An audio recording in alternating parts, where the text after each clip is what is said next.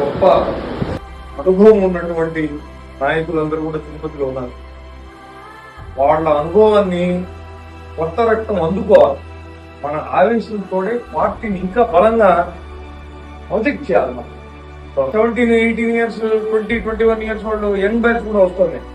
మనకు వాళ్ళు కూడా ఈ ఏజ్ గ్యాప్ అనేటటువంటిది ఉండకుండా వాళ్ళ పరిధిలో ఉన్నటువంటి అంశాలకు మనం గౌరవం ఇస్తూనే మన పెద్దల అభిప్రాయాలకు కూడా అంతే గౌరవాన్ని ఇస్తూ సమతుల్యత పాటిస్తేనే పార్టీ వృద్ధిలోకి వస్తుంది.